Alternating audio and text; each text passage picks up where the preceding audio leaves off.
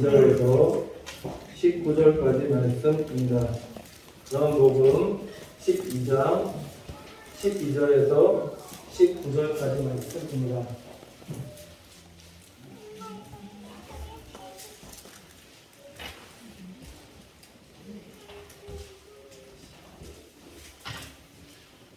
신약 164페이지 보시면 되겠습니다. 다 찾은 대로 알고 제가 공독해 올리도록 하겠습니다. 그 이튿날에는 명절에 온 큰 무리가 예수께서 예루살렘으로 오신다함을 듣고 종려나무 가지를 가지고 맞으러 나가 외치되 호산나 찬송하리로다 주의 이름으로 오시는 이 곧 이스라엘 왕이시여 하더라.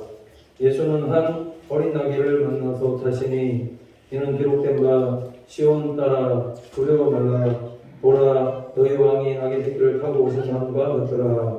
제자들은 처음에 이 일을 깨닫지 못하였다가 예수께서 영광을 얻으신 후에야 이것이 예수께 대하여 기록된 것임과 사람들이 예수께 이같이 한 것인 줄 생각났더라. 나사로를 무덤에서 불러내어 죽은 자 가운데서 살리실 때에 함께 있던 무리가 증거한지라.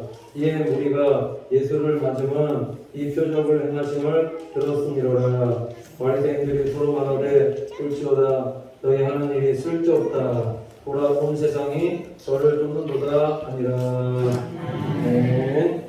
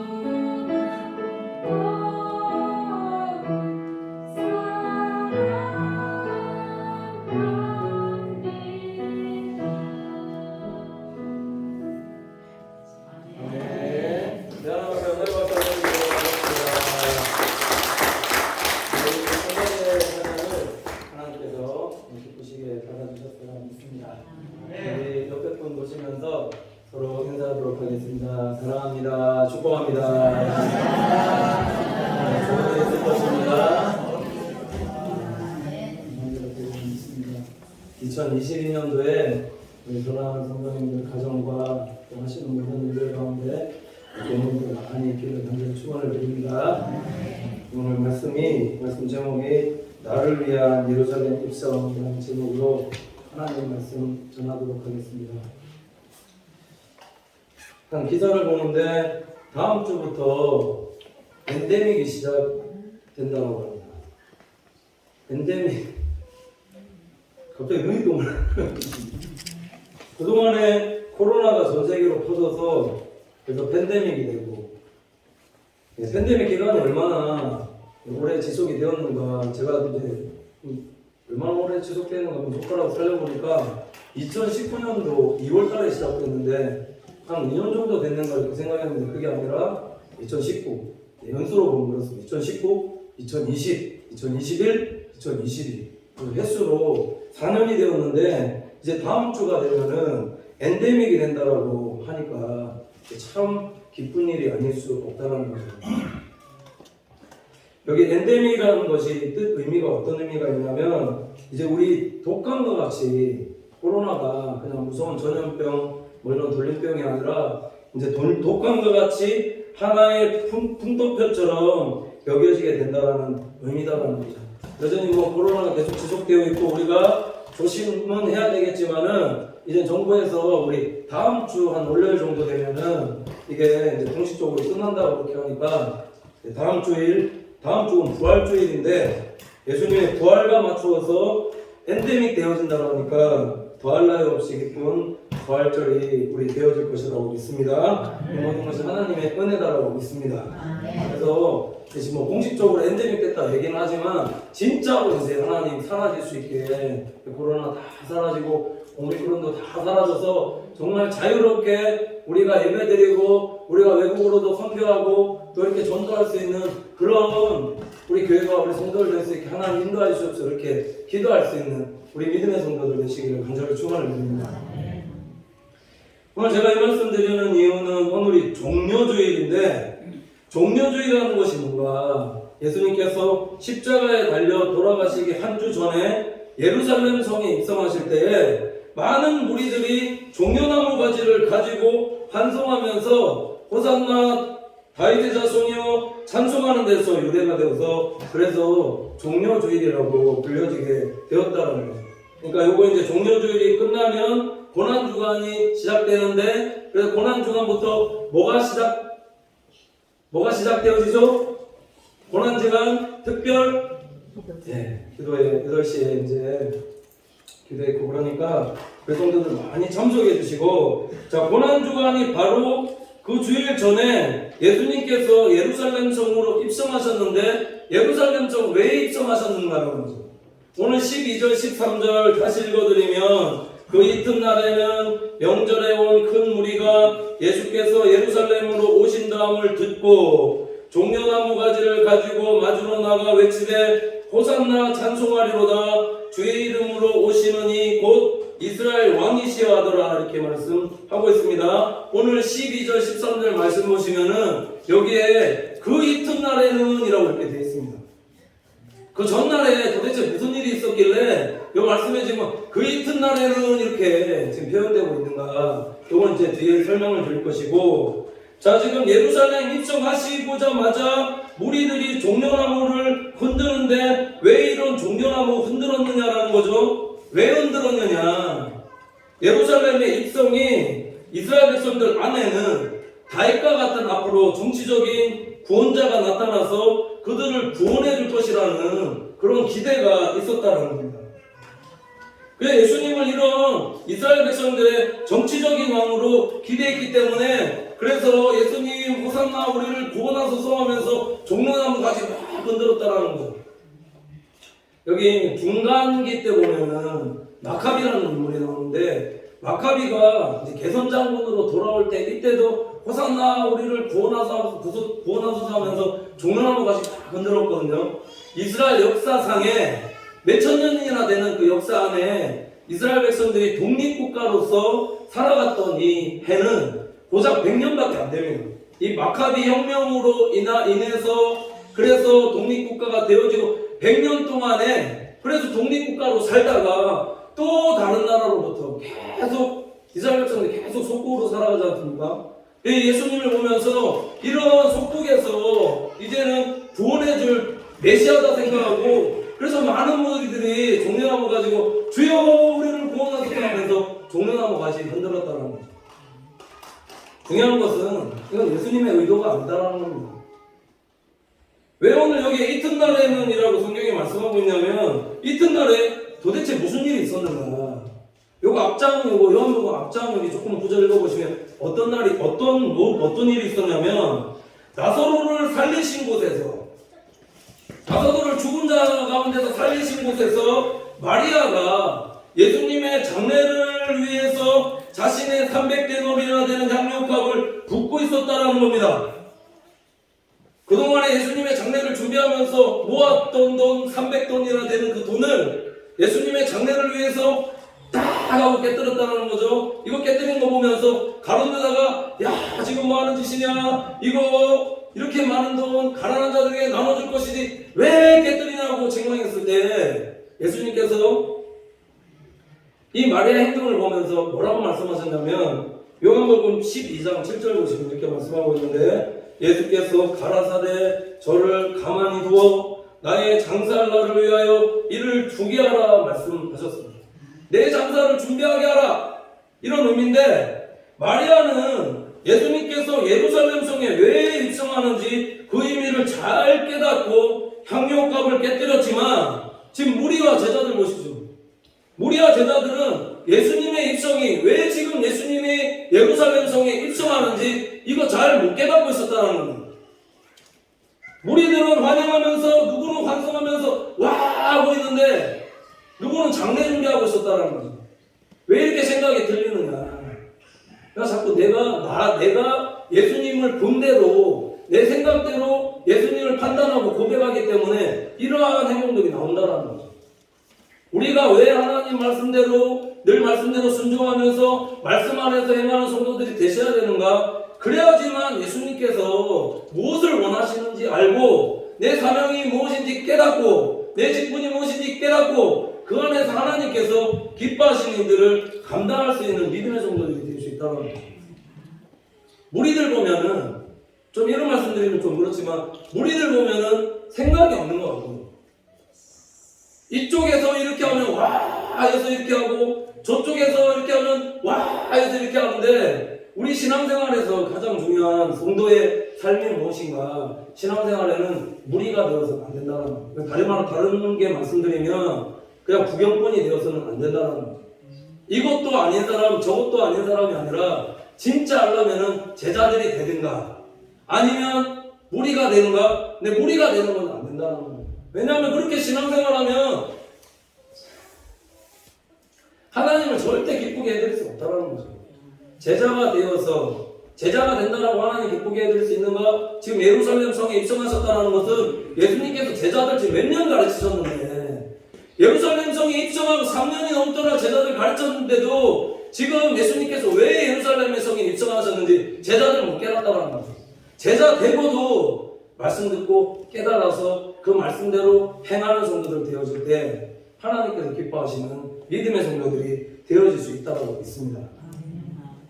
예수님께서 이런 환호하는 무리들의 반응에 어떻게 하셨는가? 요한복음 12장 14절 보면은 되게 길게 말씀하시는 것이 아니라 아주 간단하게 그냥 설명하고 있는데, 예수는 한 어린 나귀를 만나서 타시니 그냥 이렇게 간단하게 되어 있습니다. 예수님께서 왜 나귀를 타셨는가? 예수님은 유대인들이 꿈꾸는 그런 정치적인 메시아가 아니라 평화의 왕이심을 나타내기 위해서 예수님께서 낙이 타셨다는 거죠. 군중들이 와 하고 환호하고 있을 때 정말 정치적인 메시아로 오셨다면 좋은 말이나 어떤 분말을 준비해서 다시 법한도 한데, 이런 무리의 반응들에 전혀 요당하지 않고 흔들리지 않고 와 환호하고 있을 때 보란듯이 낙이 타셨다는 겁니다. 왜 이렇게 나귀를 타셨는가? 겸손한 모습 보이시고, 정치적인 왕으로 내가 온 게 아니다, 이 모든 세상에 평화를 주기 위한 화평의 왕으로 오신 것임을 보여주는 사건이 예수님의 나귀 사건이라는 겁니다. 스가랴서 9장 9절 보시면 이렇게 말씀하고 있는데, 시온에 따라 크게 기뻐할지어다. 예루살렘에 따라 즐거이 부를지어다. 보라, 내 왕이 내게 임하나니 그는 공의로우며 구원을 베풀며 겸손하여서 나귀를 타나니 나귀의 작은 것 곧 나귀 새끼니라. 이렇게 말씀을 하고 있습니다. 예수님께서 왜 나귀를 타셨는가? 하나님의 말씀에 순종하기 위해서. 예언된, 약속된 하나님의 말씀에 순종하기 위해서 예수님은 왕이시지만 좋은 군마, 좋은 것 안 타시고 요 하나님 말씀하신 약속의 말씀 성취하기 위해서 예수님께서 나귀 타셨다. 순종하셨다라는 거죠. 오늘 말씀에 보면 공의로우며라고 이렇게 나오거든요. 예수님께서 어떤 일을 하셨는가? 하나님과 사람 사이에 죄로 분리됐던, 그래서 나누어졌던 그것에 예수님께서 화목케 하시고 사람과 사이에 나누어졌던 한쪽으로 치우치지 않도록 예수님께서 화목케 하는 그 일들을 감당하셨다는 거예요. 예수님께서 이 일을 하셨는데 어떤 사람들이 진정으로 공의를 실천하면서 사는 성도들이 되어질 수 있는가? 이 하나님의 말씀에 순종하는 자들, 하나님 말씀에 순종하고 공의를 따르며 겸손한 자들이 진정으로 하나님께서 기뻐하시는 통치, 하나님께서 기뻐하는 일들을 감당할 수 있는 믿음의 성도들이 될 수 있다는 거죠. 왜 자꾸 하나님의 말씀대로 행하는 우리가 되셔야 된다 얘기하는가? 왜 우리가 하나님 말씀대로 행해야 되는가? 그렇지 않으면 자꾸 기운다라는 겁니다. 공의롭지 못하게 행한다라는 거죠. 왕이 되었을 때, 내가 왕이 되면, 내가 하나님 뜻대로 행하지 않는 사람이 되어지면 자꾸 기운다 한쪽으로 쏠리게끔 그렇게 되어져서 하나님이 기뻐하는 통치 이룰 수 없고, 왜 겸손해야 되는가? 내가 자꾸 왕이 되어 있으면 이게 뭔가 함께 이루는 그런 일들을 감당할 수 있는 사람이 아니라 자꾸 군림한 대로 둔다는 거예요.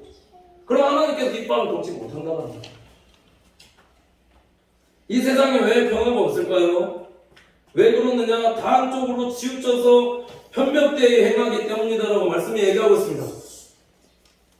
다 한자리 하고 싶은 욕망 때문에, 내가 왕으로 살아오고자 하는 이런 인간 동선 때문에, 그래서 치우침이 있고, 그러니까 자꾸 다툼이 일어나고, 자꾸 싸움이 있고, 전쟁이 있고, 분열이 있고, 분쟁이 있고, 나눠짐이 계속 되어지는 것이다. 이거 예수님께서 하셨다라고 합니다. 자그마치 제자들을 몇 년 동안 가르쳤냐면 3년입니다. 3년. 3년이면은 알아들 법한 건데 예수님께 뭐라고 이 제자들이 물어보냐면 누가 크냐라고 예수님께 그거 물어보면서 주도권 싸움하면서 세상적으로 큰 자가 되기를 원하고 있고, 예수님께서 예루살렘 성 입성하실 때 이 깊은 의미를 깨닫지 못하고 예루살렘 성에 입성하실 때 세베대의 아들 어미가 와서 주의 나라 입성하실 때 하나는 주의 우편에 하나는 주의 좌편에 앉게 명하소서 자리 부탁하고 있더라는 거죠. 자리 부탁하고 있을 때 2명에게 자리 부탁했는데 그 나머지 10명의 반응이 어땠는가? 다 분해하고 있었다 이렇게 나오고, 다 똑같은 자들이었다. 12명이나 있었는데 가룟 유다만 뭐랄 게 아니다라는 겁니다. 다 보면 나중에 이제 깨달았지만은 다 예수님 따라다니면서 한 자리 하고 싶은 욕망, 내가 높아지게 하고 싶어하는 욕망, 그 욕망 안에서 살았다. 진정으로 예루살렘 성에 입성에 대해서 참 몰랐다라는 거예요. 왜 다투느냐? 왜 싸우느냐? 이건 낮아지기 싫어하는 인간의 본성 때문이다. 왜 헌신된 제자로 살기를 두려워하는가? 왜 그러냐 보시면은 낮아져야 되기 때문이다라는 거죠. 예수님의 말씀대로 행해야 되면, 예수님의 말씀대로 행하면서 살아가면 희생해야 될 것이 너무 많기 때문이다라는 거죠. 낮아져야죠. 희생해야죠. 손해봐야 되죠. 또 죽어야 되죠. 그러니까는 못 낮아지는 거죠. 말씀대로 못하는 거죠. 못 사는 거죠. 이게 왜 그러느냐? 이 근본을 따지고 보면 무엇에서 시작되는 것이냐? 이게 죽을까 하는 두려움 때문이다. 그러니까 우리 사랑하는 성도님들께서 진정으로 예수 그리스도의 제자가 되어줄 수 있는 것은 오늘에서 말씀에서 얘기하시지, 부활신앙을 갖는 성도들 되어질 때, 내가 죽어도 예수 그리스도께서 나를 다시 살리실 거라는 이 믿음 안에서 살아가는 성도들이 되어질 때에 두려움 떠나고 진정으로 예수님께서 기뻐하시는 제자로서의 삶을 살아갈 수 있다고 믿습니다. 오늘 두려움 때문에 말씀하는 15절 보시면은 그래서 기록된 바 시온에 따라 두려워 말라 너희 왕이 나귀 새끼를 타고 오신다함과 같더라 이렇게 말씀하고 있습니다. 요 본문 말씀을 사도 요한이 어디서 이 말씀을 인용했냐면 오늘 스가랴 9장 9절 말씀을 인용하고 있는데 자 스가랴서 지금 9장 9절 말씀은 이렇게 얘기하고 있거든요. 시온에 따라 크게 기뻐할지어다 예루살렘에 따라 즐거이 부를지어다 보라 내 왕이 내게 임하나니 그런 공의로우며 구원을 베풀며 겸손하여 나귀를 타나니 나귀의 작은 것 나귀 새끼니라 이렇게 말씀하고 있습니다. 저기서 크게 즐거워하라 기뻐하라고 지금 말씀하고 있는데 지금 사도 요한은 인용해 와서 이 말씀대로 지금 이렇게 얘기하고 있는 게 아니라 두려워 말라라고 지금 말씀하고 있더라는 거죠. 말씀대로 한다면 예수 그리스도께서 오실 때 예수 그리스도를 모시고 살아갈 때 예수 그리스도를 주로 고백하면서 살아갈 때 시온의 딸들이 가져야 될 반응은 뭐냐? 크게 기뻐하고 즐거워하면서 살아가는 성도들이 되어져야 될 것인데 오늘 사도 요한의 눈으로 봤을 때 이스라엘 백성들의 삶이 그렇지 못하더라는 거죠. 다른 말로 말씀드려볼까요? 세상 눈치 보고 있더라는 거죠. 두려워하지 말라라는 이 원어적인 의미가 포베오 이렇게 나오거든요. 포베오. 요 안에 여러 가지 의미가 있더라는 거죠. 이 당시 유대 종교 지도자들이 적대시했던 예수님을 공개적으로 지지한다라는 게 큰 위험 부담이 있었기 때문에 그래서 사도 요한이 그거 알고 그거 두려워하지 말라 말씀하고 있는데 이걸 다르게 말씀드리면 세상 권력에 두려워하는 자들 되어서는 안 된다는 말씀입니다. 세상적인 것을 잃어버려 하는 것에 두려워하는 성도들 되어지면 안 된다는 겁니다. 두려워하면요 예수님께서 기뻐하는 제자들로 살아갈 수 없다라는 거죠. 예수님을 바라봐라는 거죠. 예수님 어떻게 하셨는가? 많은 군중들로 인해서 그 인기들로 인해서 화나하고 있을 때 군만 타시고 좋은 말 타신 것이 아니라 그거 다 내려놓고 나귀 타신 예수님 바라라는 거죠. 우리도 그렇게 살아야 된다는 거예요. 낮아짐에 두려워하지 말고 예수님 바라봐라는 거죠. 어떻게 살았었는지. 또 두려워하지 말라는 의미가 또 이런 의미가 있습니다. 예수께서 바다 위로 걸어서 바람과 파도 때문에 고생하고 있는 제자들이 입탄 배로 오실 때에 놀라는 제자들 보고 예수님께서 뭐라고 말씀하셨냐면 두려워 말라 말씀하셨다는 거죠. 포베오라고 말씀하셨다는 거죠. 세상 분포에 힘들고 어려운 일 내가 감당할 수 없는 폭풍 같은 일이 있을지라 할지라도 주 안에서 사는 성도들은 두려워하지 말라 말씀하시고 계시고요. 사도 바울이 고린도에서 사역할 때 유대인들이 심하게 대적하고 회방한 일이 있었는데 따라다니면서 어떻게 이렇게 사도 바울 끝까지 따라다니면서 계속 따라다니면서 사도 바울 죽이라 하지 않습니까? 근데 예수님께서 어떻게 했는가? 환상 중에 밤에 사도 바울에게 나타나셔서 예수님께서 말씀하셨다는 거죠. 사도행전 18장 9절 말씀을 보면 이렇게 말씀하고 있는데 밤에 주께서 환상 가운데 바울에게 말씀하시되 두려워하지 말며 잠잠하지 말고 말하라 라고 말씀하셨다는 겁니다. 복음을 전하는 것 세상 속에서 두려워하지 말고 잠잠하고 말하라 전하라 라고 주님께서 말씀하고 계시다는 겁니다. 들리십니까? 하나님의 음성 들리십니까? 두려워하지 말고 전하라 말하라 말씀하고 계십니다. 요한계시록 2장 10절 말씀에 보면은 내가 장차 받을 고난을 두려워 말라 볼지어다 마귀가 장차 너희 가운데에서 몇 사람을 오게 던져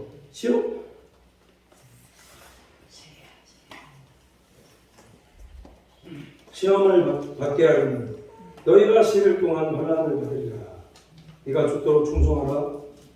그리하면 네가 생명의 멸관을 내게 주리라. 이렇게 말씀하십니다. 성원아 교회 성도들에게 장차 복음 때문에 고난을 받게 될 것이라고 주님께서 말씀하시면서 이때도 주님께서 뭐라고 말씀하셨냐면 두려워하지 말라. 시험과 환난을 참고 죽도록 충성하라. 주님께서 말씀하셨다는 거예요. 이런 모든 두려움 앞에서 예수님은 오늘 우리 사랑하는 성도님들이 두려워하지 않는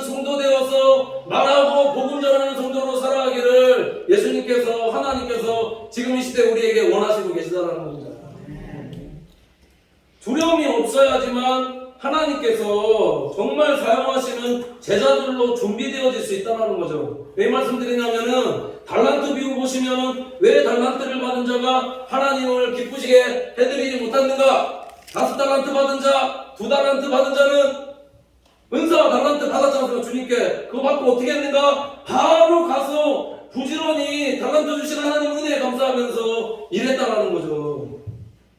근데 1달란트 받은 자는 어땠는가?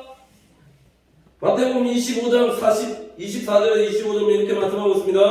1달란트 받았던 자도 와서 가로되 주여 당신은 굳은 사람이라 심지 않은 데서 거두고 해치지 않은 데서 모으는 줄을 내가 알았으므로 두려워하여 나가서 당신의 달란트를 땅에 감추어 두었었나이다. 보소서 당신의 것을 받으셨나이다. 이렇게 말씀하고 있습니다.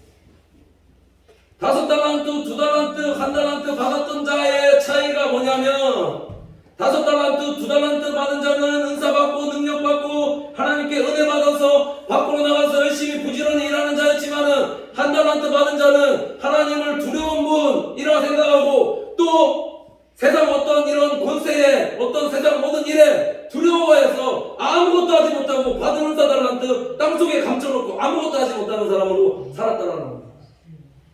우리가 하나님 앞에서 어떠한 자들로 살아가야 되겠는가 하는 겁니다. 세상적인 모든 두려움 다 내려놓은 우리 성도들 되시길 간절히 축원을 드립니다. 세상 권력에 두려워하고 세상 풍랑에 두려워하고 대적들로 인해서 두려워하고 고난으로 인해서 두려워하고 이 모든 두려움 예수 그리스도 안에 있을 때 강하고 담대한 우리 믿음의 성도들로 사셔야지만 정말 이 시대 속에서 하나님을 기쁘게 해줄 수 있는 믿음의 성도들 되어질 수 있다는 거죠. 주 안에서 살아갈 가는 자들 되어질 때 이 두려움이 다 사라진다는 겁니다. 그래서 찬송가 455장 보면 그 두려움이 편하여 내 기도 되었고 그리고 내려놓을 수 있습니다. 내려놓을 때 두려움이 다 사라진 거죠. 예수 그리스도 안에 있을 때 강하고 담대한 자들 되어지는 것이며 예수님 안에 있을 때 두려움은 다 떠나고 사라지고 평안과 기쁨들 예수님께 주시는 은혜와 기쁨들이 내 안에 흘러넘치는 믿음의 성도들이 되셔야 된다는 거죠. 사도행전 말처럼 두려워하지 말라고 말했지만은 그 근본적인 의미는 크게 기뻐하며 즐거워하라. 이게 오늘 우리가 신앙생활 속에 예수님께서 오신 목적이고 이 안에서 살아갈 수 있는 믿음의 성도들 크게 기뻐하며 즐거워하며 살아갈 수 있는 믿음의 성도들 되셔야 된다는 거죠. 왜 겸손하고 강한 담대한 성도들 되셔야 되는가? 그래야지만 주님을 위해서 준비할 수 있고 주님을 위해서 준비되어진 것은 하나님께서 반드시 사용하여 주신다는 겁니다. 그 증거가 뭐냐면 이 낙이었다는 거죠. 이 낙이가 어디서 그냥 길 잃어버린 것, 인자없이 돌아다니는 것, 아무 때나 굴러다니는 것 그거 예수님께서 가져오라 말씀하시지 않으셨다는 겁니다. 그건 뭐냐? 주가 쓰시겠다. 가서 뭐라고 예수님께서 말씀하셨냐면 주가 쓰시겠다라고 말씀하셨습니다. 이게 어떤 의미냐면 어떤 사람이 어떤 곳에서 주님께서 사용하시겠다 주님께 드려야지라고 늘 생각하고 있다가 그런 마음 가지고 있다가 제자들이 와서 낙이 달라고 하니까 주가 쓰시겠다라고 말씀하시니까 그 장 바로 내어드렸다는 거죠. 우리 사랑하는 성도님들이 하나님 앞에서 어떻게 사셔야 되는가? 내 시간이든 물질이든 헌신이든 몸이든 무엇이든 주님께서 쓰시고자 하실 때 언제든지 스탠바이죠. 스탠바이. 제가 이게 깨어있는 성도라고 말씀을 드렸습니다. 깨어있는 성도라는 것은 앉아서 기도하는 성도가 아니라 일어서서 기도하는 성도라는 거죠. 주님께서 말씀하실 때 바로바로 곧장 행할 수 있는 그런 믿음의 성도들, 그런 준비된 자를 하나님께서 사용하신다는 겁니다. 우리 교회가 이런 교회와 성도들 되어야 되지 않겠느냐는 거죠. 하나님 이래 이 마지막 시대 하나님께서 원하는 건 한 가지밖에 없습니다. 선교주, 이방인 성도, 전도하고 선교하고 복음 전하는 일에 힘쓰는 성도들 되어질 때, 그냥 말씀하실 때, 우리 부어주실 때, 우리 장로님 오늘도 기도하셨겠지만은 우리가 준비된 자들이 되어 있어야 된다는 거죠. 모든 부분에 준비된 자들 되어 있을 때 하나님께서 우리 교회 쓰시고 우리 성도들 쓰시고 하시는 것이지 우리가 준비되어 있지 않으면 하나님 안 보내신다. 안 보내십니다. 보내시겠는가? 안 보내신다는 거죠. 그러니까 준비하셔야 된다는 겁니다. 우리의 마음으로 준비하시고 전하고 우리 성품적으로도 두 명의 사람 예를 들어서 말씀을 계속하고 있지 않습니까? 사도 바울처럼 복음에 미친 자 되어서 전도하며 선교하는 그런 교회가 되어져야 되고 또 내부적으로는 바나바와 같이 성령과 믿음이 충만한 자들이 되어서 착한 그리스도인으로 준비되어질 때 이 건물과 같은 사람이에요. 그때 하나님께서 보내신다. 준비하셔야 됩니다. 곧 일어날 겁니다. 곧 일어나리라고 믿습니다. 준비되어지라고 믿습니다. 말대로 되리라 믿습니다.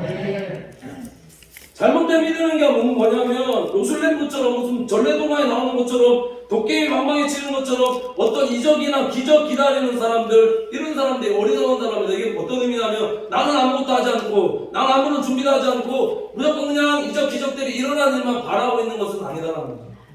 게으른 자들, 신앙적으로 게으른 자들 되어서는 안 된다. 영적으로 태만하고 무지하고 한 자들 되어서는 안 된다는 겁니다. 마지막 시대에 우리 요한계시록 책 강의하면서도 말씀 계속 드리고 있는 부분들이지만 우리가 어떤 자로 사셔야 되는가? 부지런하게 주님 오실 것을 기다리면서 기름 준비하셔야 된다는 거죠. 기름 준비하고 믿음으로 예물 드리고, 믿음으로 예물 드릴 때 주님께서 부어주시는 것이지 믿음의 예물 드리지 않으면 이거 주님께서 받지 않으시고, 이것도 준비다라는 거죠. 준비.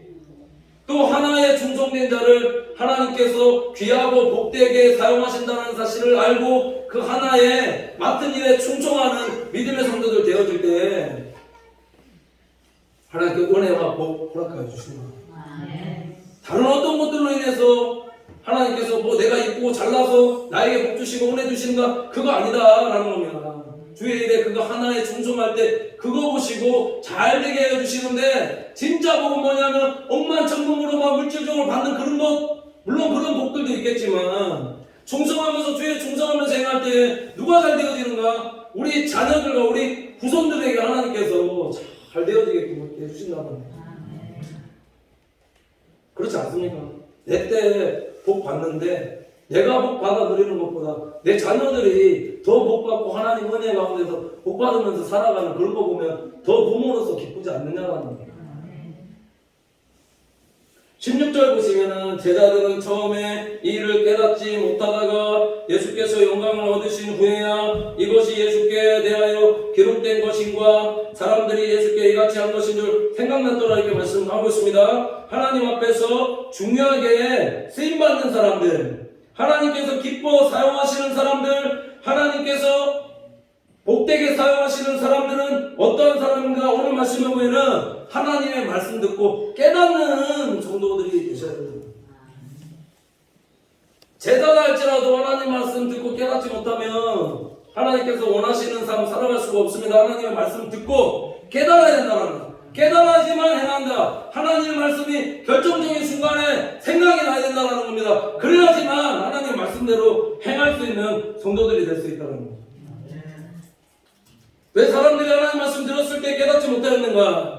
3년 동안 가르쳤는데, 말씀드렸지만 3년 동안 가르쳤으면 예루살렘 이 성에 입성하는 이유에 대해서 깨달을 법만도 한데 계속 깨닫지 못하고 있었다는 거예요. 그게 왜 그러느냐는 거예요.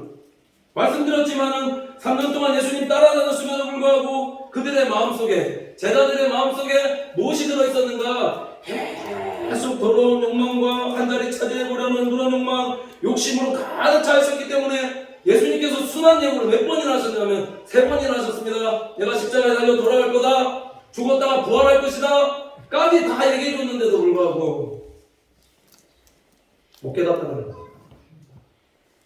깨닫는 것이 왜 중요하냐면, 그래서 오늘 본문에 앞에 말씀해 보면 마리아가 어떻게 깨닫고 예수님의 장례를 준비했는가? 누구는 들어와서 무리들은 와 하면서 이러고 있는데 마리아는 그 무리들 보면서 좀 죄송한 표현이지만 이렇다 생각하지 않았겠느냐. 저거는 지금 예수님 지금 장례, 좀 있으면 장례 지내려고 예루살렘 좀 들어가는데 지금 와 하고 있는 거 지금 사람들 제정신인가? 이렇게 보고 있지 않았겠느냐. 예수님의 죽으심을 알아차리고 자신이 가지고 있던 300데나리나 되는 향유값을 예수님 앞에 붓더라는 거죠. 그러니까 예수님께서 뭐라고 하시냐면 마리아의 향유값을 칭찬하시고 복음이 전해지는 곳마다 이 여인이 행한 것을 기념하라 말씀하셨다는 거예요. 마리아의 이런 행동을 기쁘게 받아주셨다는 거죠. 말씀드리는 게 어떻게 이렇게 행할 수 있느냐라는 거죠. 뭘 깨달았느냐라는 거예요. 이 입성이 누구를 위한 입성인가? 다른 사람을 위해서 죽기 위한 입성이 아니라 내 모든 죄와 허물을 용서하시고 나를 하나님의 자녀 삼아 주시기 위한 입성이라는 것을 마리아가 깨달았을 때, 그러니까는 이 자기가 가지고 있는 300데나리온 되는 이 향료값을 다 주님께 내어드릴 수 있었다는 거예요. 이게 그냥 단지 무슨 장례를 예수님의 장례 준비해야지, 그래서 향료값 이거 모아야지 해서 기름을 조금씩 모아서 장례 준비하자 이제 깨뜨리자 이게 아니라 그 깊은 의미까지 깨닫고 있었다는 거예요. 이 장례는 다른 사람이 아니라 나를 위한 죽음이다라는 것을 깨닫고, 그러니까 300데나리온이 아깝겠습니까? 그보다 더한 것도 예수님께 드릴 수 있어요. 그러니까 다 드리는 거예요. 하나님의 자녀 삼아주신 은혜에 대한 그 감사함에서 내가 다 드리고 드려도 내게 생명 주신 하나님의 은혜에 대해서 갚을 게 없지 않습니까? 그러니까 다 드리는 거죠. 이게 무슨 그냥 장례 한 번 위해서 준비했다, 장례를 위해 줬다, 이 의미하고는 이게 전혀 다른 거더라는 거예요. 그러니까 왜 이렇게 할 수 있느냐? 깨달으셔야 됩니다. 16절 보면 사도 요한이 이것을 나중에 깨어졌다, 영광을 받은 후에 깨달았다 이렇게 고백하고 있습니다. 영적인 대가라고 생각했던 사도 요한도 예루살렘 입성, 이거 예수님께서 왜 예루살렘 입성했는지 나중에 깨달았다는 의미는 하루아침에 모든 진리를 깨닫고 건주와 같은 그런 사람이 되어지는 것이 아니라, 마리아같이 다 드릴 수 있는 성도가 바로 되어지는 것이 아니라 지속적인 예배생활이 그래서 중요하다는 거죠. 계속 하나님 말씀 들어야 됩니다. 믿음은 들음으로, 들음은 그리스도의 말씀으로 나느니라. 마리아가 어떻게 이렇게 행할 수 있었는가? 예배 잘 드리고 계속 하나님 말씀 들었다는 거예요. 우리가 밭에 농작물 키울 때도 종자 싣고 저기 여기다가 전부지 심어놨는데 뿌랭이만 이렇게 보고 심어놨는데 조금 지나보니까 올라올까? 조금 지나면 올라올까? 좀 지나고 나니까 이렇게 올라오더라고요. 물 주고 기다리고 때가 되었을 때 싹이 나고 열매를 맺듯이 하나님의 말씀도 자꾸 듣고 이 말씀을 나누고 비전을 나누고 공유하고 그렇게 해야지만 이게 믿음이 계속 자라는 것이다라고 믿습니다. 제가 이 말씀 드리는 이유가, 제가 금요기도회 때도 한번 말씀을 드렸는데, 처음 우리 교회 올 때에 장로님이 그러시더라고요. 우리 교회 반드시 재건축하게 될 것이고, 그래서 앞으로 350조 규모의 교회 재건축 다시 하게 된다. 이게 은사 목사님들의 공통적인 말씀이었다라고 얘기해 주시는데, 그때 들을 때는 그냥 듣고 이쪽으로 올렸거든, 그런가 하고 있었는데, 이 얘기를 계속 듣다 보니까 제 마음속에 어떤 일이 일어나냐면, 이게 내 마음의 비전이 되고요, 그 다음에 그거를 꿈꾸게 되고 소원하게끔 되고 상상하게 되면서 믿음으로 바라보면서 기도하게 되어지더라는 겁니다. 포도원교회 김문원 목사님 잘 아시지 않습니까?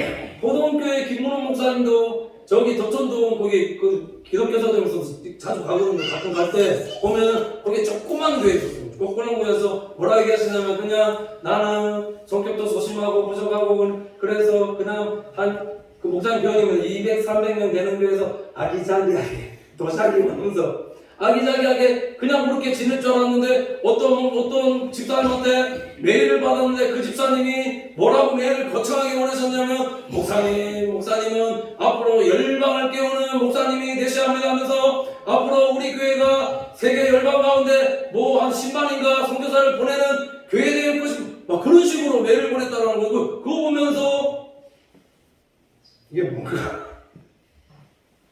근데 나중에 보니까 하나님께서 방송 출연하게 하시고, 방송 출연하면서 거기서 설교만 하다 보니까 이게 불가능한 일이 아니구나, 이게 진짜 현실화 될 수 있는 일이구나라는 것을 하나님께서 깨닫게 하시더라는 거죠. 처음부터 다 되어지는 사람이 없습니다. 이 성전에 나와서 예수님께서 왜 겸손하게 어린 낙이 달고 타시고 입성하셨는가 계속 말씀 듣다 보면 이게 순간적으로 깨달아질 때가 온다라는 거죠. 이게 다른 사람을 위한 입성이 아니라 나를 위한 입성이고 내 죄와 허물을 위한 나를 위한 죽으심이었구나. 이걸 깨닫고 은혜 받을 때 그럼 주님께 기꺼이 드릴 수 있는 다 드릴 수 있는 믿음의 성도들 되실 수 있다는 거죠. 신앙생활이라는 것은 이런 믿음의 간증들이 많아지는 성도들이 되셔야 된다는 겁니다. 예수 그리스도의 진정한 십자가의 의미를 깨닫고 어렵고 모든 힘든 상황 속에서도 부활케 하시는 역전케 하시는 내가 끝이다 생각할지라도 다시금 인생의 은혜를 인생 역전의 은혜를 주시는 분이 우리 주 예수 그리스도임을 깨닫고 그걸 깨달았다는 말씀이 오늘 17절 18절 말씀입니다. 죽은 줄 알았던 나사로가 부활한 것을 보면서 예수님 말씀하셨을 때 부활한 걸 보면서 그거를 기적을 체험한 이후에 그 무리들의 반응이 어떻게 되는가 전하지 말라고 해도 그 은혜와 그 기적과 예수 그리스도가 참신 예수 그리스도가 우리 구주라는 사실을 정말 깨달은 사람은 전할 수밖에 없는 사람입니다. 날마다 예수님의 진정한 증인으로 우리 사는 믿음의 성도들 되어서 하나님 앞에 칭찬받고 우리 마지막 시대에 우리 귀하게 주님 앞에 쓰임받는 우리 교회와 우리 성도들 되시기를 간절히 축원을 드립니다. 기도하겠습니다. 하나님 감사합니다. 예수님의 예루살렘 입성의 의미를 깨닫고 우리도 한 주 고난주간 예수님의 십자가의 고난에 참여하는 자들 되어지게 인도하여 주시고 겸손한 나귀를 타신 예수님의 겸손과 공의를 본받아서 우리도 하나님과 사랑을 화목케 하고 성도와 성도를 화평케 하는 일에 귀하게 쓰임받는 우리 성도를 될 수 있도록 인도하여 주시옵소서. 세상적인 모든 두려움 다 내려놓고 진정으로 복음 안에서 강하고 담대한 자들 되어서 하나님의 나라와 영광을 위해서 귀하고 복되게 쓰임받는 우리 교회와 우리 성도들 다 되어지게 인도하여 주시옵소서. 감사드리며 예수님의 이름으로 기도드립니다. 아멘.